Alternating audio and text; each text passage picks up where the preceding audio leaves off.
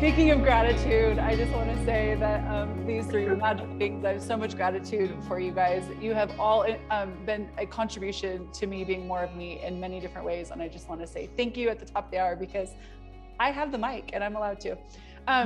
So this chapter is about being a leader. And the world tells us that you're only a leader if you have followers. And what I know about the three of you is that you go. You just go. And it's not about who follows you. And so I'm wondering if we can kind of kick it off from there. What does it look like to trust you and go, whether anyone follows or not? I'm going to toss that to Cara. I didn't introduce you guys. Shit. Okay. I have my friend Cara here with the bright red and purple hair, doing her thing. The beautiful Allison Cox. Thank you so much, Allison, for being here. And we get to see John Ashford yet again. How did we get so lucky? Yeah, so off script, here we go. This is the one I just want to say before we get going here, these three on this topic was the one I was like, I'm so glad it's last. Okay, so here we go. Cara, what do you know about being a leader when no one follows? We're bringing up the rear. You're like all so fried. It's well, that's an actual, I mean, I love that question, and it's such a broad topic. So where to begin? You know, for me, I think I came out of the womb having that sense of I'm going no matter what. And, I came out of the womb into a family I had to do a lot of like fighting to have that part of myself. And honestly, when I found Access and, and Dane and this book in particular, I started to realize I didn't have to fight to be the leader that I knew that I was. And I don't even know if I had those words for it. I just knew like I was going to do what I was going to do. And that's kind of, and if it made waves, it made waves. If it didn't, it didn't. I just went. But when I found the tools of Access and I started really looking at what a leader is and like how much of a capacity it is, and that not everybody actually has, it's not as easy for everybody to choose it. And where I choose things that people wouldn't necessarily choose, I had to start really, like acknowledging it, knowing what I know, having the courage to choose what you know and go. And for me, it was a lot about acknowledging what I was already choosing and actually being able to soften into being a leader instead of like fighting to be a leader. So for me, like in the last like few years, it's like this idea of being a leader has just been a metamorphosis for me, because it's different. Like I've always had the sense of that energy, but how I choose it is different all the time. I love that, because as we shift and change with the tools, like we can choose the same thing from a totally different energy and create a totally different result, which is really, really cool. Thank you. Yeah. I mean, I think when you come out of the womb as a leader, like I didn't realize how potent I was. Like I had bought the idea that I'm this little small, like don't really, like people used to say that I intimidated them, and I'd be like, what in the hell are you talking about? Then one day I had to go, oh shit, I might be just a little bit intimidating, which, it's part of being a leader. And also too, not making yourself wrong. Because when you're a leader, sometimes you step on toes. Sometimes you like blow people out of the water. You didn't mean to. Sometimes you make people really uncomfortable. Sometimes you, people have weird reactions to you, and you have to be willing to be aware of that and choose it anyway. Yeah. And it's truly one of my favorite things about you. I know I've told you this, but like watching people, like sitting on the sidelines over here and just eating my popcorn, watching people react to you. It's so awesome, because you're so being you that it's congruent. It's congruent when you are leading. And I think a lot of people try to put on the idea of leader while underneath it feeling like they should never lead anything or anyone. And it's just really beautiful to watch how that intimidates people who aren't willing to be the leaders in their own life. Yes. You know, I'm also the one that like turns my head at car accidents, you know, so I'm like, anyways. That is a possibility when you choose it. You know, you got to be, it's not a non-courageous choice. Yeah, absolutely. Allison, I just had the pleasure of taking a conscious horse, conscious rider class with you. And in the creation of that class, and also being with you and being with horses, so much changed for me about trust and what trust actually is that we don't think it is. And I'm just wondering if you can talk a little bit from that space of how being a leader has so much to do with trusting you. Oh my goodness, yes, it does. And my brain's already fried listening to you all day. And Kara, just now I'm like, oh yeah, this and that, and this and that. What question is she gonna ask me? Ah, damn, I didn't think about the trust thing. Okay, so trust. Well, speaking of horses and things like that, you trusting, I would say, like, in this reality's terms, to trust is to like have someone say they're going to do something and then trust that they're going to do that thing afterwards. And how many times does that work out? How many times doesn't that work out? And do you allow that to affect you, whether you will ever trust that person again, or what they did was wrong, or they're a good person because you know they're always going to do what they say. But when you make a judgment of right or wrong based on any of those things, you're not actually allowing yourself to trust you based on like your awareness of what is actually occurring or what is so. So it's not that to trust is a positive thing and to not trust is a negative thing. You get to trust your awareness of what the choice you're going to make is going to create in the future. You get to, quote unquote, follow the energy. And I love in the Being You book and in the Access Consciousness tools that you get, there's like a light and heavy tool. So whatever is light for you is actually true for you. What is heavy for you is not true for you.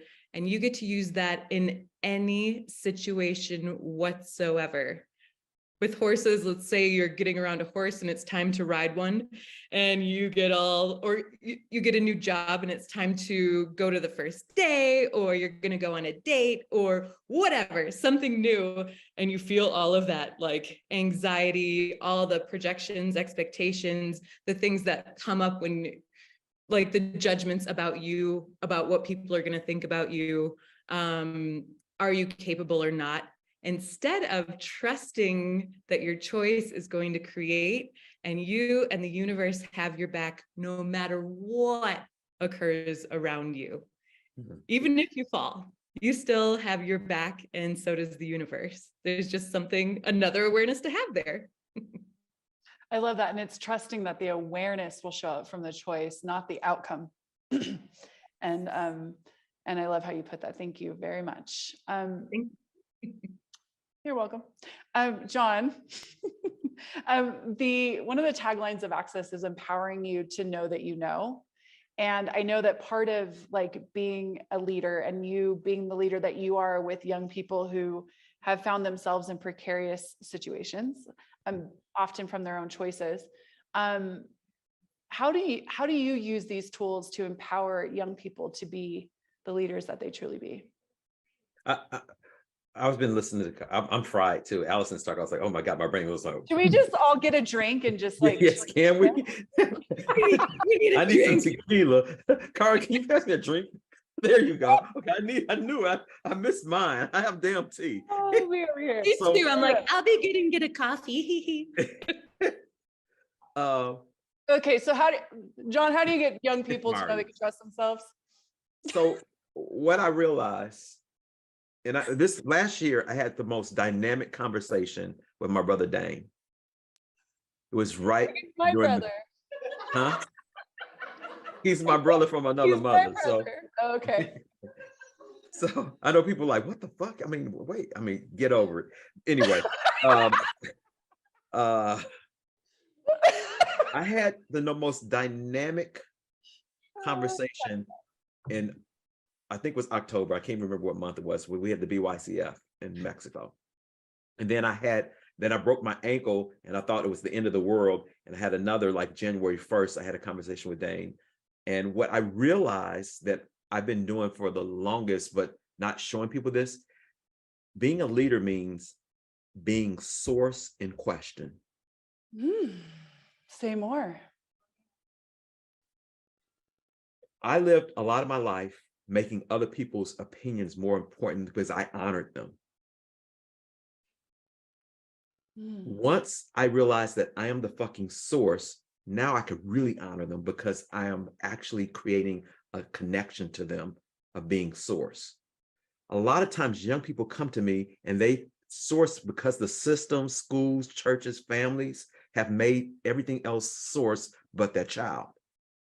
Once you understand that you're source, you can fucking do anything you want to fucking do.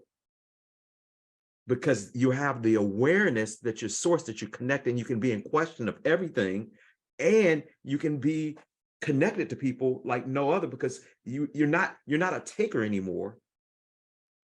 You're just source of the same. It's like Dane says, I am the ocean and I am also the rain coming to the ocean at this very same time. So the drop and you're the source of things. And so once you get young people to understand, that's what my kick right now is, getting young people to the point to allow them to realize that they're the source of their change. They're the source of their destiny. And that happens when you start asking questions that allows their awareness to expand. And sometimes it's kind of funny because I like fucking with kids sometimes, because I'm just like sitting there and being in space with a kid and asking questions like stupid. I don't want to say retarded, but I know I'm supposed to say that. Sarah, I guess I said it already. Sorry. Sorry, not sorry. I'm such a fucking humanoid. Officially lost control. As if I ever had any, but anyways, go ahead. Leaders on here, you're not in control. So for me, when leadership for me has changed dynamically, because I am all about helping people find their source, not giving them or telling them, have them find their own source, because everything's tied into source. Once you're in source, you understand that there's never a conclusion. Always has to be questioned. Always have to be questioned. I like it. And awareness fucking just like quadruples. The fucking shit that I know right now, since those last two conversations, January 1st and whatever that day was in October, my source mode is like glowing. It's like the fucking sun. And once you get source, it gets contagious that somebody else can be their own source.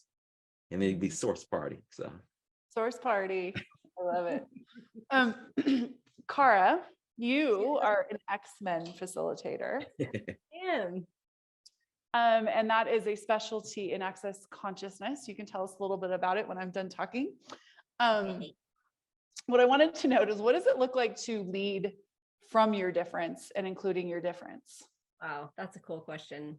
I was thinking about, of course, being an X-Men, and any of us who have that ability to be like, this whole day, I haven't slept since it started. You know what I mean? Like, it's just been, so I was like, what am I going to say? And like, I've had this conversation 500 different times already. And I will say, you know, like when John was talking, one of the things for me was like, as a leader, I think like that idea, like that energy of never give up, never give in, and never quit is so huge, to continue to move forward and to continue to ask questions and continue to be willing to know what you know, even when what you know, nobody else is aware of. And I think as an X-Men, which X-Men is a body work and access where the tagline of X-Men is, what if your wrongness is a strongness? It's, you know, it deals with things like ADHD and autism and OCD and, you know, there's so many different labels now. It's like even more. So it's people that have been labeled different as a disability, but these are all things that are abilities. And like one of the things X-Men have in common is we're all wired very differently, and we're aware of things that other people aren't aware of. So as an X-Men, you will have an awareness or you'll have a knowing of something, and there literally you will be the only one who knows it. And so you have to be willing to lead. And Gary Douglas always talks about being a leader as being willing to go and have no one follow you, which, you know, that is so different than when any other person talks about leadership. Like my dad was big on leadership and things. And so like, I did all of those, like, I can't remember any of their names now, but there are a lot of the mainstream leadership people. And then you come to Access and it's like, okay, that is literally the opposite that I've been told. But it's also where I was like believing I wasn't a leader. I was a rebel. I was I want to be outside the mainstream. I'm fine over here. Don't talk to me. Don't look at me. I'm introverted. But I also desired to like inspire people and to empower people and to contribute to a difference here. And so, you know, there's like for X-Men, a lot of the people that find the X-Men body work realize they're X-Men, because I didn't think I was one for a long time. That is a theme that goes on for all of us. So like leading, and for me, it's like leading from a willingness to be anything and to choose whatever's going to work. So it's like, if you, like, you know, people think leading is like being out in front. What if it's not? What if it's like, you're in the middle, you're on the side, you're in the back, you're like everywhere. And so like, what talents, abilities, and capacities do you have for leadership that you've never considered? Because they're not what this reality calls leadership. You're leading from a whole different place. My X-Men brain wants to know how you lead from the back, but I think I'll private message you.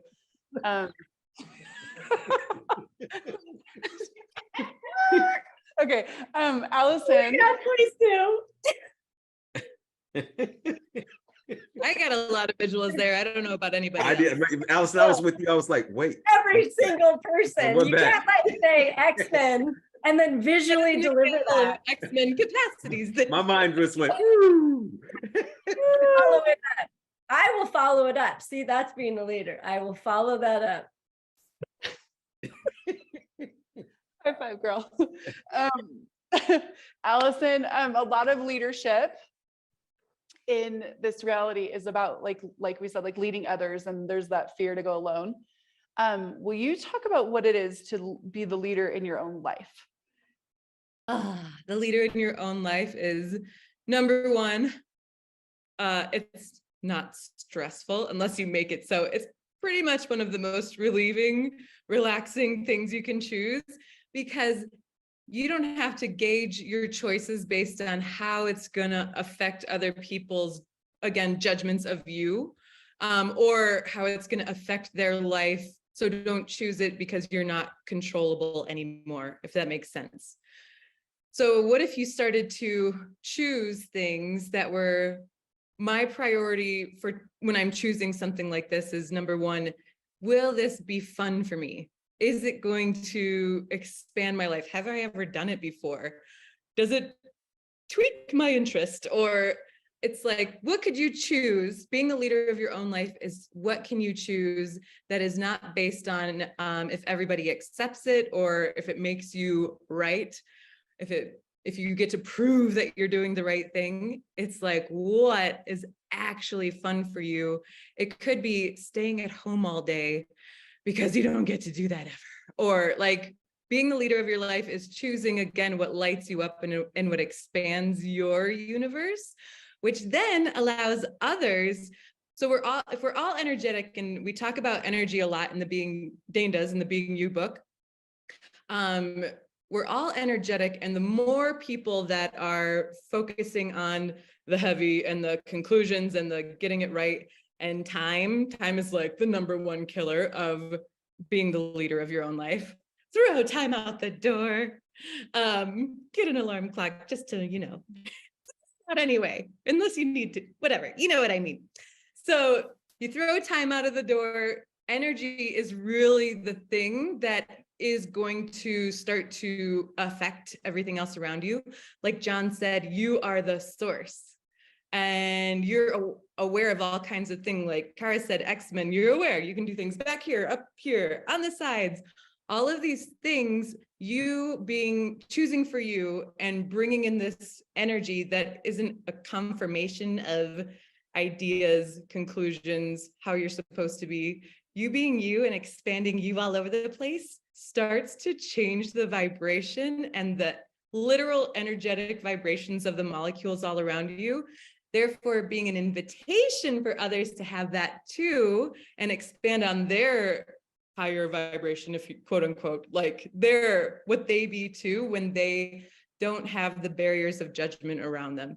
So being you, being a leader, being the leader of your own life is as much as you can and as best as you can with where you're at right now, expanding out into that energetic you that is relaxation, enthusiasm, just whatever you are that you don't ever allow yourself to be in front of others, pretty much. That was amazing. Yeah. Thank you. I'm so proud, but I also actually got that, so thank you. You poked at being an invitation for others and like the inspiration word. And I think there are a lot of us who are aware of people who are calling themselves leaders, but it's really from like, follow me, but not inviting them to be them in that regard with that invitation. And so John or Kara, whoever wants to answer me right now as a brain cell, what leaders or what qualities of leaders right now from where you are and what you're asking for your life, for the world, what qualities inspire you? Like what kind of leaders are you asking for and asking to be? Oh, wow. Oh, I killed him.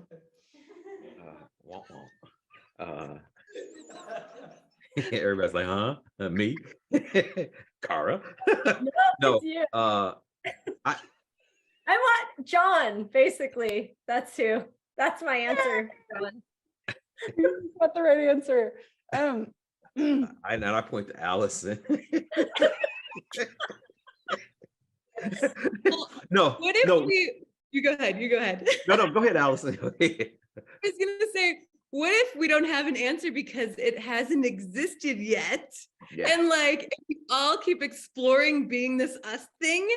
Yeah.